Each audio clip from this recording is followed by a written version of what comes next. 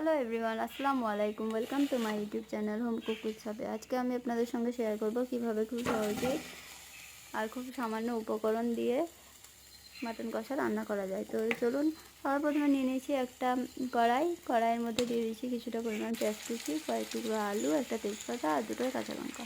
সমস্ত কিছু ভালোভাবে নেড়ে চেড়ে ওর মধ্যে দিয়ে দিয়েছিলাম কিছুটা পরিমাণ তেল। আর তেল দেওয়ার পরে আবারও ভালোভাবে নেড়ে চেড়ে ওর মধ্যে দিয়ে দিয়েছিলাম কিছুটা পরিমাণ আদা রসুনের পেস্ট। আদা রসুনের পেস্টটা দিয়ে দেওয়ার পরে আবারও ভালোভাবে নেড়ে চেড়ে ওর মধ্যে দিয়ে দিয়েছিলাম কিছুটা পরিমাণ গুঁড়ো মশলার মধ্যে ছিল হলুদ গুঁড়ো, লঙ্কা গুঁড়ো, এখানে আমি কাশ্মীরি রেড চিলি পাউডারটা ইউজ করেছি, আর স্বাদ মতো লবণ আর জিরে গুঁড়ো।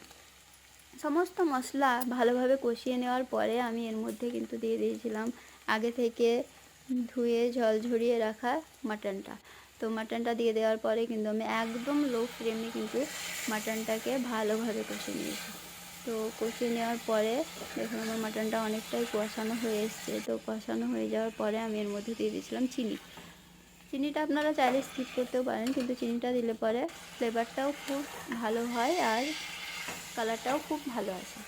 তো চিনিটা দিয়ে দেওয়ার পরে আবারও আমি ভালোভাবে নেড়ে চেড়ে নিয়েছি মাটনটাকে। তো দেখুন এই সময় এবার আমি দিয়ে দেবো কিছুটা পরিমাণ জল।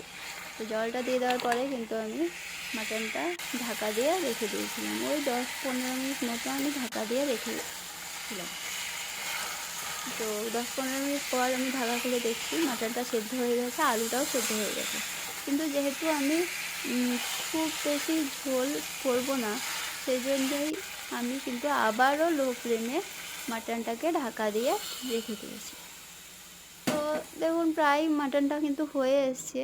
এরই মধ্যে আমি কিছুটা পরিমাণ ধনেপাতা কুচি ছড়িয়ে দিয়েছি।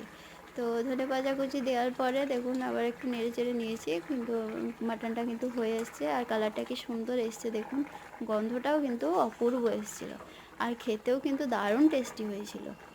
তো আপনারা চাইলে এটা বাড়িতে ট্রাই করতে পারেন। আর আপনাদের যদি আমার ভিডিও ভালো লাগে তো আপনারা আমার ভিডিওটাকে শেয়ার করবেন, লাইক করবেন আর আমার চ্যানেলটাকে সাবস্ক্রাইব করবেন আর পাশে থাকা বেল আইকনটিকে প্রেস করবেন।